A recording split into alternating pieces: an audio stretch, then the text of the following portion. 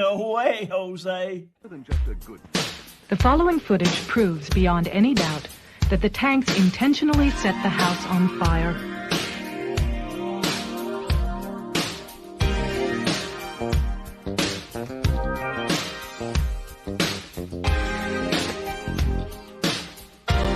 It proves that the Branch Davidians were murdered.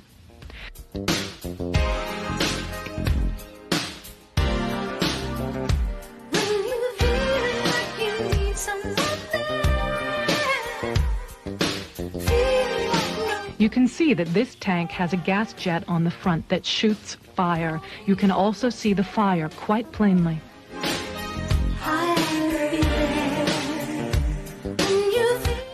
The tank goes into the house twice, and each time as it backs out, the fire at the gas jets is plainly visible.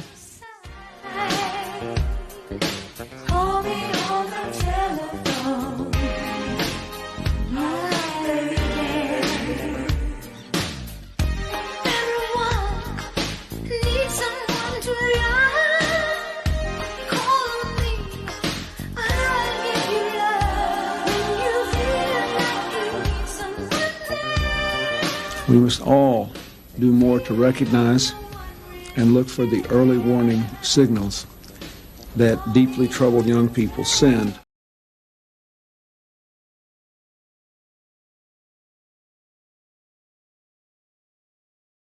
Just realized I had it muted. My bad. Hey guys, this is Jose Galison. You're watching No Way Jose. You find us on the No Way Jose YouTube channel, all the major auto podcatchers, and Rumble as well. Today my guest is Jim Bovard.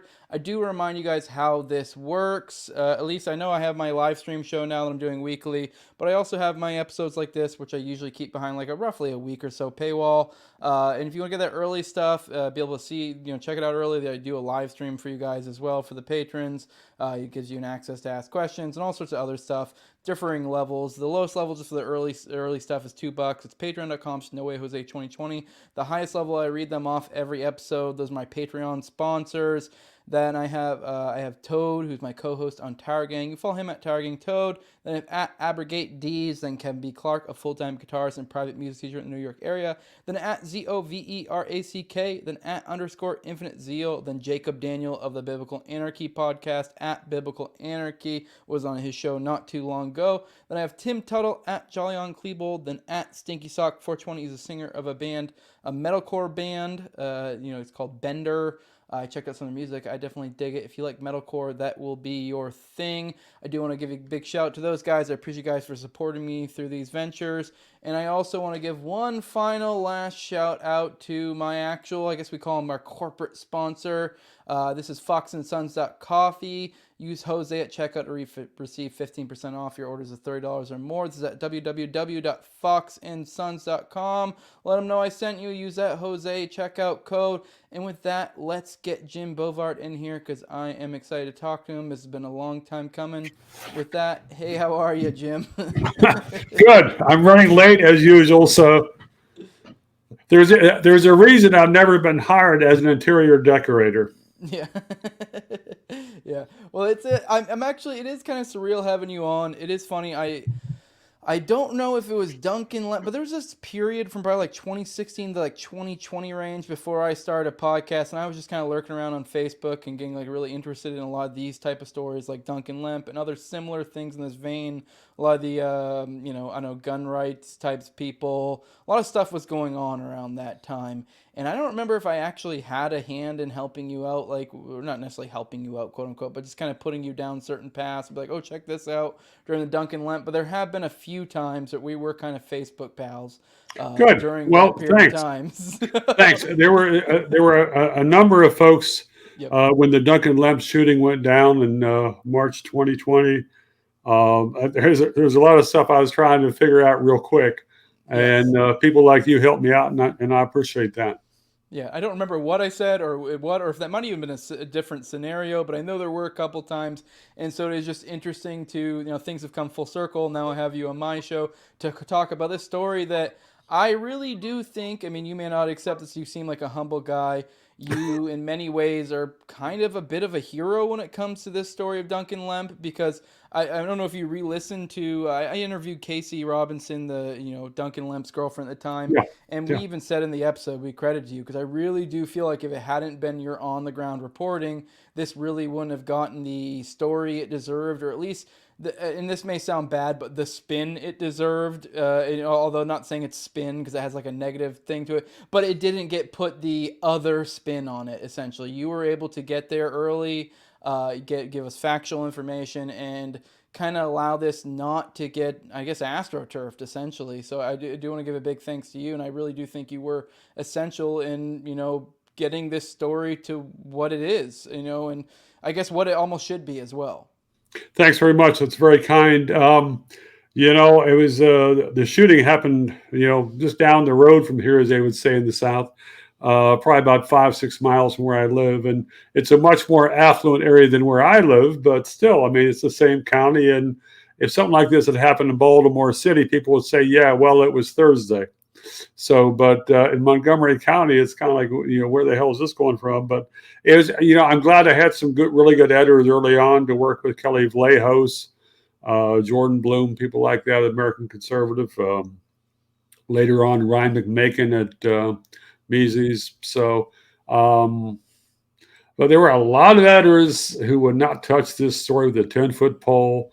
I mean, I was, I sent out a lot of queries on this story, a lot of pitches, submissions, and let's just say that my hitting average on this story was a lot lower than it usually is. So yeah, I got to give you credit for that. A lot of people, I don't think, realize the headaches that editors can be, especially when you're trying to get out, stories like this that are really important and really cutting edge. I mean, I'm not a journalist at all. I've dabbled a little bit with writing some stuff and I think I got published in one journal, and just kind of like dabbling here and there. And it is like just getting in there. It's almost discouraging for a fledgling writer when you do get into the editor's process and dealing with that type of stuff. This is why things like self-publishing, I think, have become so popular as of late, because there really is, everyone has a different process, everyone's a little bit more finicky or whatever, and there's no set process, just some dude that's like, yep, you're good, you can push this on to the next level, and that's kind of really what it comes down to. I don't know if you have any thoughts on that. I just find that interesting for those who've never dabbled in there. Well, yeah, I mean, there's some editors I worked with that were just really great and helped me understand how to improve my writing and helped me to recognize the weaknesses that I had and maybe still have to a degree in my writing. And then there are the FUBAR editors, fucked up beyond all recognition. Yep. You send a story and they say, well, yeah, I just made a few little changes, and you get back the edited copy and you're thinking of like, I mean, there's I've had battles with editors at large papers, had to fight like hell to block them from putting false information in the first sentence of my story. It's like, okay, can we at least not mislead readers in the first sentence? I mean, shit, I make errors, but to have an editor who's like, well, let's fuck the story in the first paragraph is like, y'all don't pay me enough to do that. So anyhow, not that I'm bitter. No, I mean, I get it. It is like, it's one of those things that even if it is, I think a lot of times coming from a place of trying to improve you, even if it is that, like, there are definitely, I would assume, like you just mentioned, situations for most writers where it is someone that is being difficult or trying to change your story. But sometimes, even in the case with someone trying to improve you, it is something about writing, you put a little bit more of yourself. It's kind of like art in a lot of ways, where it's like, it is a little bit of like a poke in the heart almost when someone even like, wants you to change this or do that, or points out your flaws. So even just that alone is discouraging. Well, it's kind of a double-edged sword. I mean, it's really helpful if there's good editors who have an appreciation of what you're trying to do and help you do it better than you could have done by yourself. I mean, that's a transcendent blessing. I mean, over the years, I've found some editors who appreciate my voice, my style, my humor. And then there's quite a few others who I dealt with once. And it's kind of like, well, this is a pretty good article, but this is snarky, and this newspaper doesn't do snark. And I say, well, that's why you're so god awful boring. Add some spice, add some humor. I mean, I've starting out as I did as a college dropout, and just trying to bang on doors to get my stuff in. It was political satire that got me in the first couple of times at New York Times. And that was out. And it was funny because so many other places would not even consider what I was sending. But then, you shoot for a better market that appreciated the satire writing. And boom, I found an open door. Yeah, there definitely is a little bit. Every article of yours I read, there just is like a little bit of a taste of snark in there. You can't help it. I don't know if it's just the way you word certain things, but you definitely. Well, I mean, this is who I am, and part of it too is that an awful lot of public policy writing is so god awful boring. I mean, it's like they're on fucking Quaaludes before they even sit down at the keyboard, and they just stupefy readers in the first few paragraphs. And it's something like, like the hearing on Tuesday with Robert Hur. I was watching that, and I did a story for New York Post, and I was trying to how can I make this playful? And then it occurred to me I don't know if you ever saw the movie The Manchurian Candidate. Does that ring a bell? It rings a bell. Yeah, I think I watched the Denzel version. Yeah, forever ago. Okay, yeah. It was Frank Sinatra, early 60s, just before Kennedy got assassinated, which was a great timing. But it was about how the North Koreans had captured American soldiers and brainwashed them, and they would all say that this officer, he's the most kind, gentle, courageous person I ever knew. And watching that hearing, it struck me that's what the Democrats were doing. Joe Biden is the most honest, courageous, intelligent politician I've ever known. It's just like, God, this is such a load of crap. I mean, do people actually believe this stuff? And so, and then you try to get the visual image. And I was watching the stuff, and you had one Democrat after another pressuring the special counsel to say, well, Biden was exonerated, right? And he's saying, no, he wasn't. And it was like watching a wrestling match where you have all these people come up and put the Robert Hur, the counsel, put them in a headlock and jam words in his mouth. Say exoneration. It was like, I mean, there's comic elements there. I mean, a lot of people were so upset about all the bullshit, but shit, it's a congressional hearing. What did you expect? Yeah, so. It is interesting you brought up how it is kind of fucking boring, this domestic policy stuff, but there are real consequences, and that's kind of why we're here today. Oh, immensely. Yeah. I mean, deadly consequences. So, yes, and I think that's part of the issue is they make it boring because it just sounds, I don't know, bureaucratic, administrative, just kind of bleh when you read these things about how they're going to execute certain warrants or whatever. But this story that we're talking about today kind of reveals the real world consequences of it. And I re-listened to the Casey episode today just to kind of like just to relive it. In that episode, I will say, I've done a whole playlist for those interested. I did a whole series where I did like a 3-part thing. We broke it down and did something like in the realm of 5 to 10 hours on the topic. Wow. But, I also did that episode with Casey, and that was more of an emotional type thing to kind of get the real world consequence, which I think a lot of people don't think about this stuff, like how this affects someone. I mean, I don't know. I tend not to be like the guy who goes the emotional route, but there are real world consequences for this thing. And there is a child out there who's growing up without his father that was probably would have, his mom and dad probably still would have been together. They had like their romance from having her on reminds me a lot of me and my wife, and we've been together over a decade and have 2 kids. So it's like, who knew what their future held? And that's been a future that's been destroyed. Yeah. And it's sad that there's so little interest in holding the police accountable, so little interest in holding the politicians accountable, because it was the local politicians and Maryland politicians who basically have rubber stamped this type of police abuse, and no interest in holding the judge who signed off on a no-knock warrant. It's kind of like, well, did you ever ask if the police tried to talk to the guy before they killed him? No, well, no, it's just this is how we normally do things. It's like, yeah. Yeah, Casey. Maryland is one of the worst states in the country for police power. So yeah, Casey brought that up in the episode multiple times that she, in the weeks prior, they had gone out for a little, like, I don't know, to go see the doctor for her checkups. It wasn't like this wasn't. And the funny thing is, I'd say I'm about to like evoke Waco here and be like, it wasn't a Waco compound situation. But even with Waco, Koresh was going on runs regularly. But no.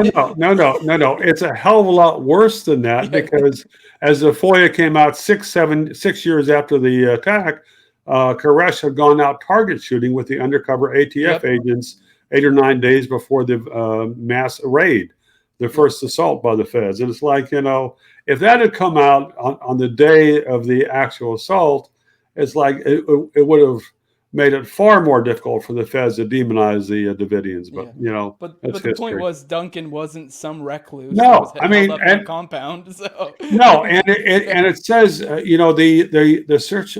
If memory serves me, the search warrant said the affidavit for the search warrant said that the cop had sit there in this and they're not a roundabout, in the cul-de-sac, whatever it is, and watched him arrive, and he and his pregnant girlfriend got out, and they're going in the house. It was like, oh yeah, well that proves it. We got to kill him tomorrow morning. So yeah, I mean, it's just, it's amazing that this has not registered on the local political radar or on the Washington media radar. I mean, the Washington Post has been so worse than docile on this issue. So yeah. I mean, I remember this story was big for me. It's hard to tell, outside of echo chambers. I don't know, how it really affected the larger one, but it definitely was a huge story for me, and a lot of people, I guess, in the milieu of like whether it be libertarian or center right or gun rights advocates, or I mean, hell, even a lot of like there was even some like overlap with someone like the BLM people, because you were able to make crossovers between like Breonna Taylor, stuff like that. But there were definitely lots of people concerned about this at the time. But it does feel like this story never really completely got its due like it should have. That is the understatement of the century. I mean, it should have been the biggest police, outrage of 2020, because it was a whole lot worse than the other cases that were showcased. But saying that, it's certainly possible that the police did something a hell of a lot worse elsewhere, in Baltimore City or someplace else in the U.S. But just as far as cases that got quite a bit of attention, this was a far more damning case. But it didn't stick, and I mean, it was like, it was fascinating to try to be pumping this story to editors, and it's just like, Irish need not apply. Yeah. So, well, I guess with that, we're kind of skirting around it. I'm not going to assume everyone's watched my whole playlist or read these stories. I think if you wouldn't mind, if you could just kind of give us a recap of the situation. So, I mean, those who aren't inundated to it like we are can understand just how fucked up this situation really was, that like this is so beyond the pale of what anyone would consider to be a rational course of action or proper or justice or anything in the realm of those type of words. So if you could just, I guess, I know there's so many little details we can go into, and maybe we'll pick away at some of that, but just kind of like a general breakdown of what happened. And even that's kind of that's a rabbit hole of its own sort, because that then goes to all the differing narratives, which, namely, the families seem to have one, consistent narrative throughout, and the state has an assortment of narratives throughout. So, do with that information what you will, audience, but that paints a damning picture in my mind. But if we could just get like a recap of kind of what happened, if you wouldn't mind, for the audience. Sure. I'm happy to do that. I'm just pulling up the, I've been racing on so many damn deadlines this week. So the Duncan Lemp case started out. The Duncan Lemp was outspoken about his support of gun rights. He was libertarian leaning. He had posted a photo of a rifle on Instagram, tagged it to his hometown, Potomac, Maryland, and added a caption: "Green tip armor piercing gets the girls wet." As far as I know, he didn't have any illegal ammo with him, but Maryland police cited that posting on Instagram to help get a no-knock warrant that allowed them to go in at 4:41 a.m. George Orwell, in his novel 1984, said, if you want a picture of the future, imagine a boot stomping on a human face forever. That was what actually is probably the best symbol of the Duncan Lemp case. So the cops come in there. Cops make no effort to talk to him. Cops claimed they had to do this raid because he had an illegal assault weapon. It turned out in the official report 8-9 months later that they admitted, well, it was a legal rifle, but we saw the picture on Instagram and we misidentified it, but it was like a minor paperwork error after they killed the guy, in significant part because they claimed he had an illegal assault rifle. A flip side on that, Supreme Court 2 years ago basically said that the Maryland assault rifle law was probably going to be struck down. But so you got Duncan Lemp talking about firearms online, visiting some groups that were pro-gun outside for campouts or stuff like that, talking to people he met about guns. And apparently there were a couple confidential informants who were, jotting down stuff which he was saying, adding it to his dossier. And when the cops decided to take him down, a significant reason was that he had made anti-police and anti-government comments to confidential informants. I guess this is why they have confidential informants. But so the raid starts out, the judge gives Montgomery County SWAT team a no-knock warrant, so they could go in anytime they wanted. And at 4:42 a.m., March 12th, 2020, SWAT team arrives outside the Lemp household, where Lemp is sleeping next to his pregnant girlfriend. The cops use a battering ram to smash in the front door of the Lemp resident. It was a no-knock warrant. But at the same time, you had other cops that did a break and rake attack on the bedroom where Lemp was sleeping next to his pregnant girlfriend. And so what you had one cop smash in the window, the glass window. Another cop stepped up and pulled back with a rake and pulled back the curtain. Then then one of the other cops stepped up with a rifle and shot Lemp 3 times quickly. The cops said that Lemp had been going for his rifle, but we've got to take their word for it because the cops had body cams with them, but they did not turn on the body cams until after they had killed Duncan Lemp.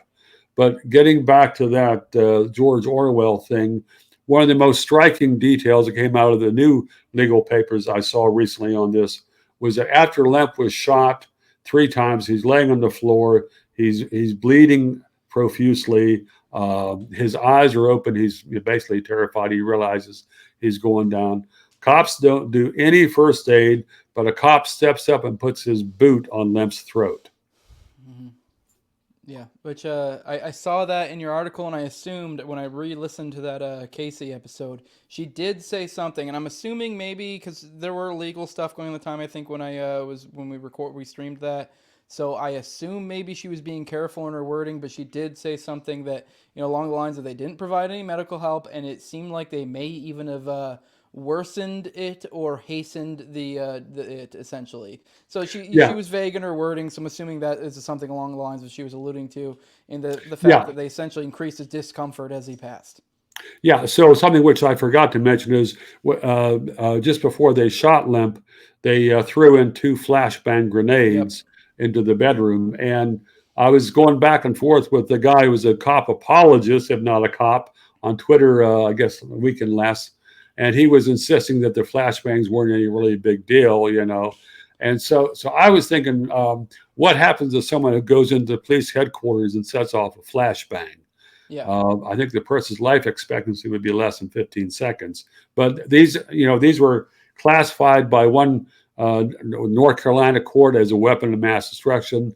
They basically completely disorient people, and it's a way of just tyrannizing people who you're searching. And it's basically assuming that the people the police have targeted have 0 constitutional rights and basically 0 right to live. Because if you do that kind of attack, there's a lot of guys I know that if you did that kind of attack on their house, at that time of day, somebody would be going down. And the cops know this. I mean, this is a problem they have with no-knock raids, especially pre-dawn no-knock raids going back, 30, 40 years. They don't care. It's like once they get as a no-knock warrant, it can be turned into a death warrant. So I know for me, for sure, if that happened in my house, I'd be getting shot. And I even said on my episode with Casey, is like, if I had some magical thing in my head that told me this is cops whenever this event happened, I wouldn't do it. And that's not because I have some deference to cops. It's mostly just because I don't want to do something that's pointless. It's going to get myself killed or get others hurt. But being a man, if that happens, some disorienting thing happens in the middle of the night, wakes me from, my immediate thought is going to be to protect my family. And go ahead. Yeah, I mean, this is human nature. So, 3 months before that, a couple months before that attack, Lemp's last tweet was, "The Constitution is dead." March 12th, so was he. Lemp had said to his mother that the police might target him, quote, "because I exercise my constitutional right." And with that videotape, with the body cam was turned off during the actual attack, but the body cam was turned up a Freedom of Information Act request by Judicial Watch. And one of the things that struck me was it shows Mercedes Lemp sitting on her bed weeping after the police had killed her son. Mercedes told me in 2021, "I will always wonder whether the police intended to kill Duncan from the start. There was never a search. It seemed that the way that they conduct themselves, it was as if they intended to kill him even before the raid began." So it looks like a targeted killing.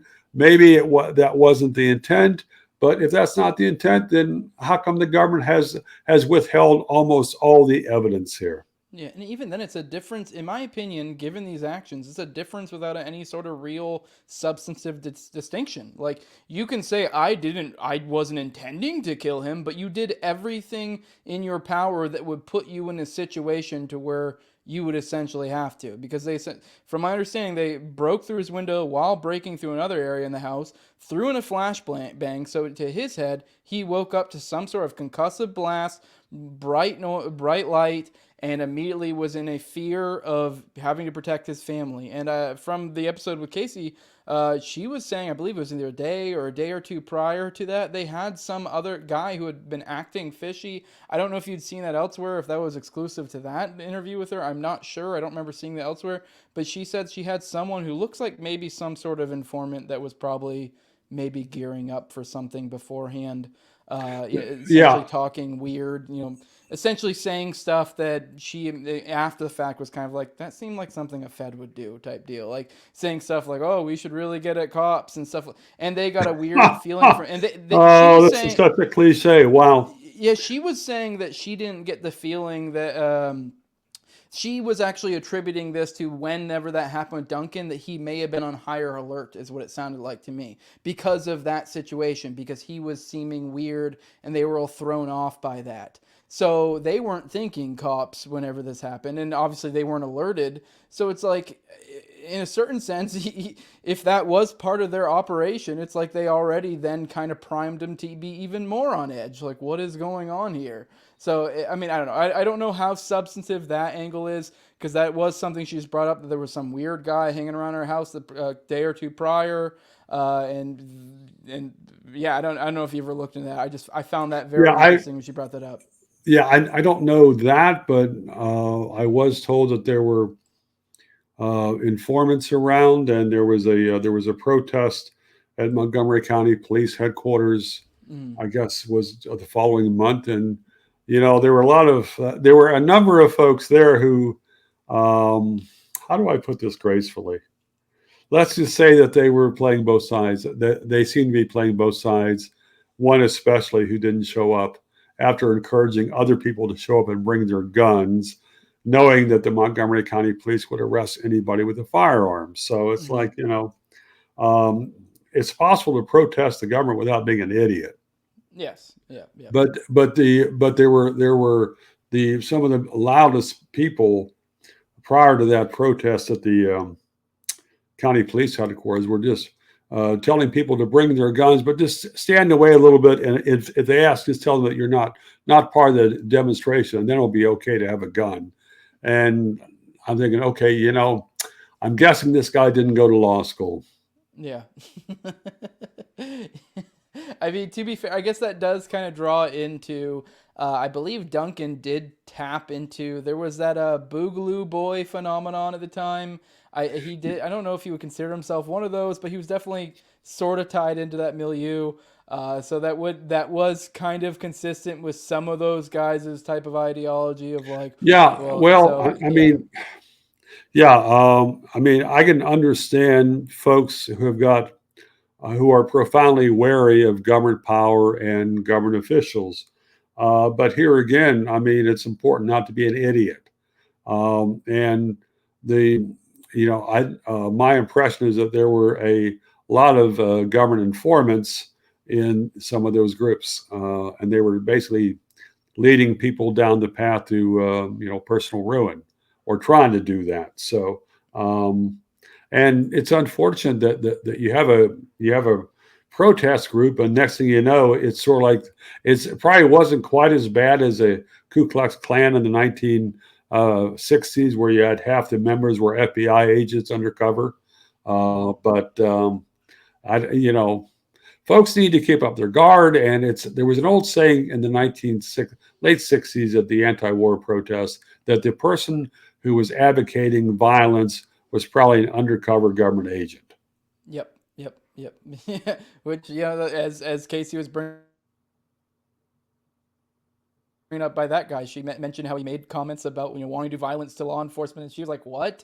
And that is common. I have a whole playlist on the Michigan Whitmer kidnapping thing. It was the same stuff. Yep. Almost all of the guys involved didn't actually, as far as I'm aware, none of the guys agreed to any sort of violent action. And the ones that I talked to, because I did talk to at least Brandon Caserta, I can't remember if I talked to any other guys, but he was like, they did kind of push that. And anytime that sort of information came up, those guys were always like, "What?" No, and it always was the feds that were pushing that sort of narrative. And it's just folks that go folks that want to be want to go public about their distrust of government, or their throwing their distrust of the officials. You got to have your BS radar on. I gave a talk to a Libertarian Party about. It was talking about Duncan. It was a Maryland Libertarian Party. It was talking about the Duncan Lemp case about a year afterwards, and it was about 3 months after the January 6th. And at that point, the FBI was going around, already going wacko, just dragging people in, and all kinds of BS charges. I'm not sure if they were already charging people with parading without a permit, but it was going in that direction. And I've written about federal perjury prosecutions going back. I did a story for Playboy on that, I think 1998. And you see how these things are done, and the undercover agent draws you out. Well, what about this? What about that? Oh, isn't that a damn shame? And it's like, there was a podcast. I don't know if it's still around, but it was something like the Pot Lawyers for Hire out of California. And it had these two middle-aged hippie-looking guys who were lawyers. And, there was one, Bobby, if you're there and the cops come, what do? You shut the fuck up. And that was the refrain again and again and again for the podcast. And it's actually very good legal advice, because in a situation like that, you can't explain, especially if they're trying to trap you or trying to a real simple thing. These FBI 302s, people don't realize. People say, well, I'm a patriot. I was a Boy Scout. I was in the military. I have nothing to hide. I'll just tell the FBI agent how it was. Well, you sit down and you talk to him for an hour, and there is no tape recording. Maybe there was another agent taking notes.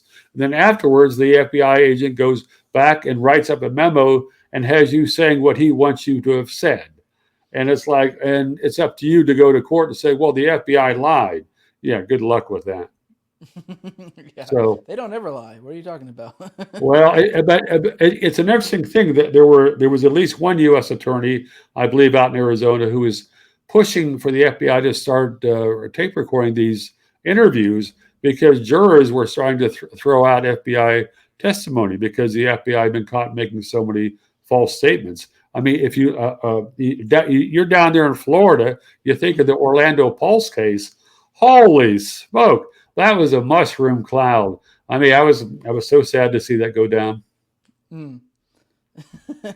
Yeah, it is wild and it's crazy. I'm pretty sure it's illegal to lie to a federal agent as well, at least in an interview type scenario. So the fact they don't interview it and you also can get legally prosecuted for lying, that seems to be kind of a bit of a boondoggle there. It's setting yourself up for failure. Boondoggle is not the word for it. I mean, Yeah. That Orlando Pulse trial, I think the trial was in 2018. The massacre was in 2016. Politicians framed that as proof that gays were being persecuted. I mean, the FBI knew very early that the gentleman, not the evil guy who did the attack was was not anti-gay. He just wanted to kill a lot of Americans. Yes. I mean, they had the motive, but then so the feds decided to prosecute his widow, claiming that she knew. So that she's not too bright, didn't speak much English. They interrogated her for like 17 hours in a row without a lawyer, and they were threatening to take away her baby. She finally said, "Okay, I'll sign a confession." So the FBI writes up this lurid confession. I did this and I did this and dun, dun, dun, dun. And the FBI is great triumph. They take it into court. The lawyers for the lady take one look at it, and it's a turkey shoot because there were a number of brazenly false statements in her confession, and the entire case collapsed like a souffle. So Yeah, it reminds me of what was it, a Marina Oswald, I believe. They they interviewed, yeah, like which was what Oswald's from the JFK shooting, his wife, which she was from Soviet Russia. So I always found that funny that the FBI, she was like in her early 20s, some scared young girl from Soviet Russia, and they're, Yep. oh, we should take what she says with as meaning a lot, and you're like, no, like even if you guys didn't try to mess with her at all, it's like she's still coming from Soviet Russia in her early 20s. The president is dead in another country, and she's like, she has this mentality of dealing with Soviet Russia of like, I should just say whatever the hell they want to hear from me. Oh yeah, yeah. I mean, you saved your ass that way. Yeah. But I did want to get to, it sounds like there were some new legal proceedings going on with the Duncan Lemp stuff. So if you could inform my audience of what's going on with that, because I'm not really abreast with what's going on now. I know there were some things here and there Casey kind of alluded to, but it seems to be kind of, from a legal perspective, it seemed like it was dead in the water for a while. I don't know if they were, sitting on stuff waiting for a special moment to strike, but it sounds like there's some new legal proceedings going on. Correct me if I'm wrong. I got that inference from your article. So what is the current going ons in that? And do you think my understanding is that there was a wrongful death lawsuit that was filed on the day or two before the statute of limitation in Maryland. They're also pursuing a court remedy under Section 1983, a federal law provision that dates back to the post-Civil War era when they had to put in a federal law because a lot of the southern courts, southern governments were simply ignoring the horrendous abuses that were suffered by the freed slaves. So this Section 1983. It was a pretty good. It was a law that had some use prior to the last 40 years. Things have gone downhill a lot since then. Police can claim qualified immunity and escape almost all charges. That is what at least I think two of the Montgomery County policemen who have been charged have claimed. Thus far, as far as I know, there's been. The lawyer pushing this has not gotten discovery yet or even done depositions.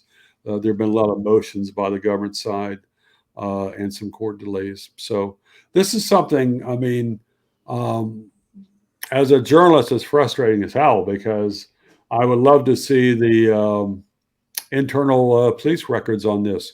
what sort of planning did they have before the raid? Or was it like, well, this is a street address and this is the time of day? I'm sure they had more than that. I would think that they did some type of assessment. I'm also wondering if there was if the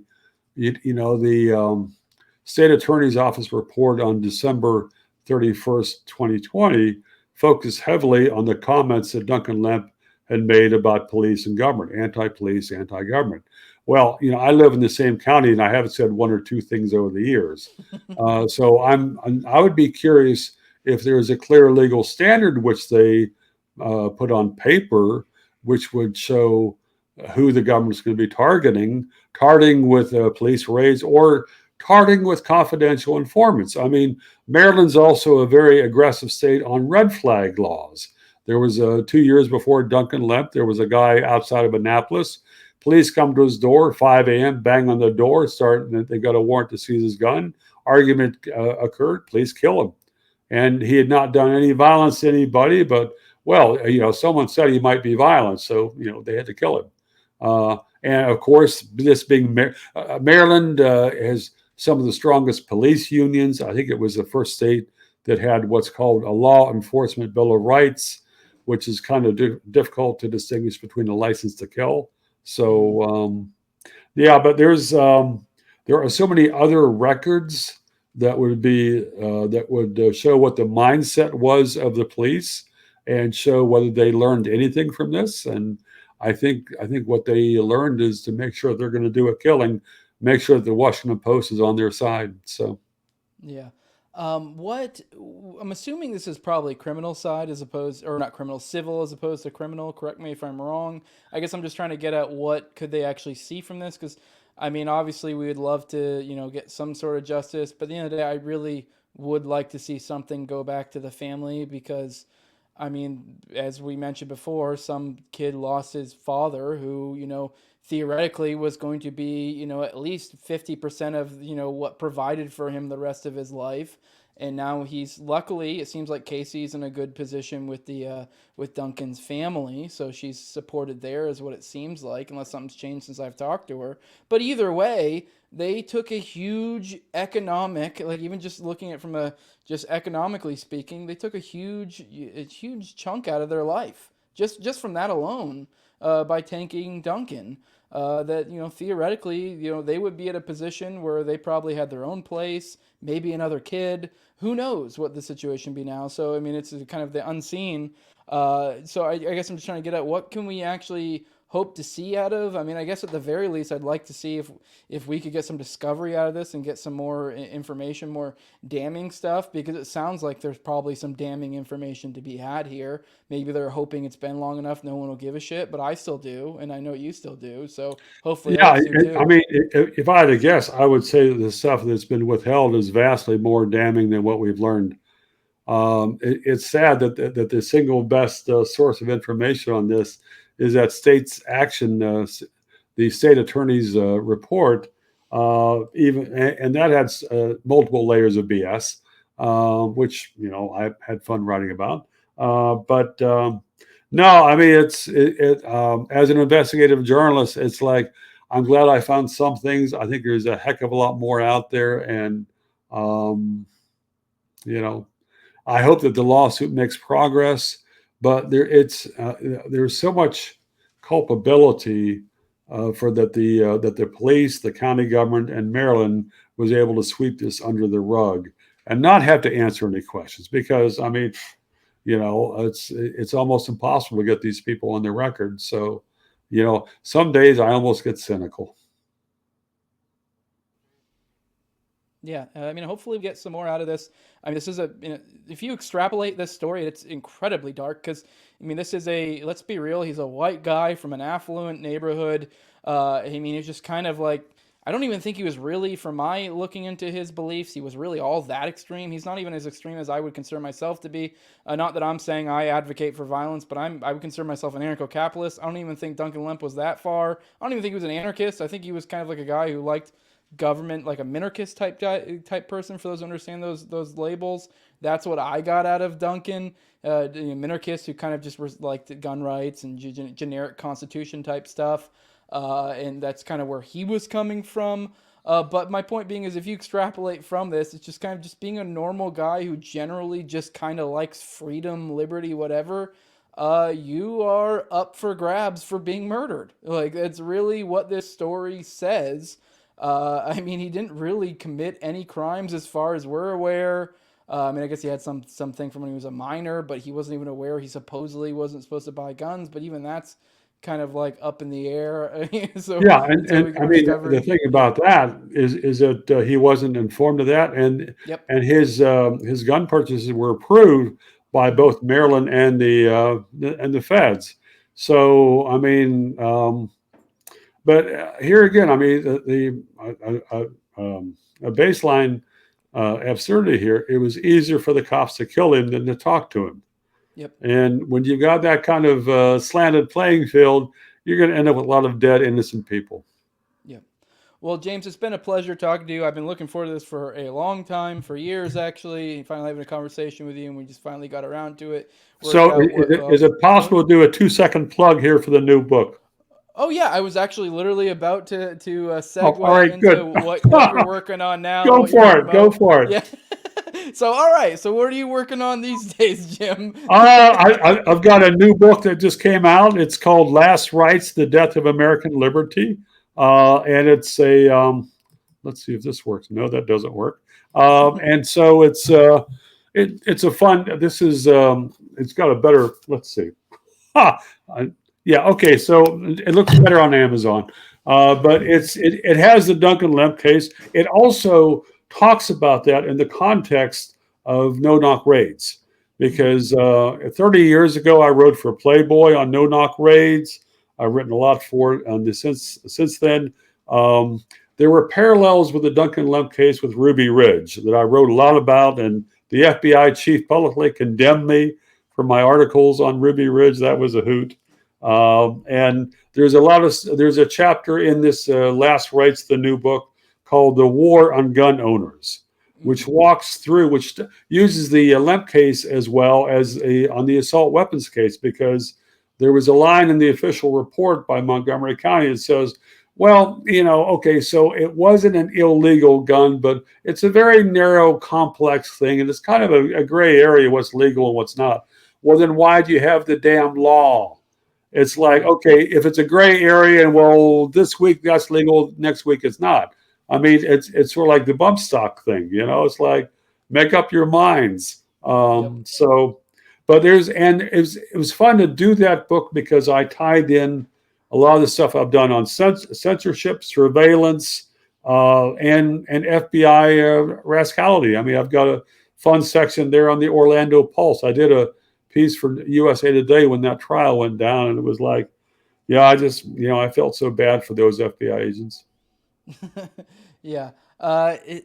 It really is. I did want to kind of make a note on the no-knock raids thing. It is one of those things that the more you think about it, the more it's just such an absurdity, like the fact that this is even a thing, because I feel like most people think of no-knock raids and they think of the worst case scenario possible. But I would say even in your worst case scenario, it's probably a really stupid fucking idea to do a no-knock raid. Like, because I think people have this idea in their head of, I don't know, some crazy cartel hold up somewhere, and we're just going to come in guns a-blazing. Hostages. You got to rescue the hostages, just like Waco. It's like, yeah, exactly. And so, but it's like, if you do that though, you're going to put your people in harm's way, whatever hostages, you're immediately going to put the subject in a situation of fight or flight. So It's like,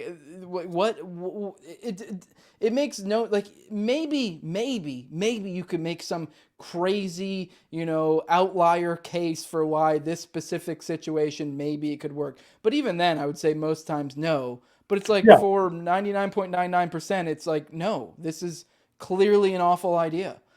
Well, yeah, and certainly for the vast majority of raids as they're being done now, and it's just. It's funny. I was at I was writing about this in the mid-90s, and the Supreme Court heard a case, Wilson versus Arkansas. This was a lady who had sold some drugs to a government informant, small amount, marijuana, I think it was. And then the cops came by and did a no-knock raid afterwards, and didn't shoot her, but but her lawyer challenged the evidence and claimed a violation of the Fourth Amendment, protecting people from unreasonable searches. And so the lawyers are arguing there in front of the court, and the Chief Justice Rehnquist makes some quip, and everybody in the court goes, ha, ha, ha. And then then the defense lawyer for this lady from Arkansas was, the feds were saying that, okay, that maybe someone would deserve a knock and announce if the amount of drugs was so large it couldn't be flushed away. And what the defense lawyer said was, so what you're saying is that the more drugs people have, the more constitutional rights that they get. Well, I thought that was hilarious, but I was the only person in the courtroom who laughed out loud. And I'm sitting in the press box, and 2 minutes later, I get a tap on the shoulder from the bailiff. I get thrown out of the court because I laughed at the defense lawyer. So, but 15 years later, New York Times, other places are saying, yeah, that has become the law of the land. That if you've got a shitload of drugs, well, okay, we've got a warrant here. We've got to take a look. Oh, dude might flush. Boom, let's nail him. Flush toilets, cancel the Fourth Amendment. I mean, there's so many levels of absurdity here. And it's good just to try to, make people recognize that, there's so much worse bullshit than you suspect. Yeah, who knew the advent of indoor plumbing would mean the necessitation of taking our rights? Yeah, it's so many levels. So, well, with that, James, Jim, you want to let us know, let our audience know where they can find you at, kind of where you're putting your work out these days. Obviously, I know you just talked about your book. Highly recommend it. I know I followed a lot of your work article-wise, so I haven't checked out that book yet, so I'm just recommending it based on previous work. So. Hey, I'm happy to send you a copy. But I'm doing a lot for the New York Post. They've been fun to work with. They welcome my sense of humor. I was did my first YouTube show with them last week. A YouTube video making fun on Biden and shrinkflation, doing stuff for Libertarian Institute with Scott Horton's folks, doing stuff for Mises Institute, doing stuff for Bumper Hornberger and Future Freedom Foundation, some other places. So thanks for asking. Oh, yeah, no problem. I keep up the great work. You have been, I mean, like I said, with all the work, not that I've done some great amount of work on the Duncan Lemp stuff, but the little bit I've had, you were one of the primary sources of information that I looked to for digging into that. So, that's the effect you've had, and I'm sure you've had it on others. But I really appreciate your work and hope to see more from you in the future, and hope to see more people checking out your work as well. But with that, this is the No Way Jose Show. You can find this on YouTube, all the major odd podcatchers, Rumble as well. Make sure to give it a like, share, subscribe, comment, all that good stuff. If you want to support me, patreon.com. So it's No Way Jose 2020. And with that, we are out.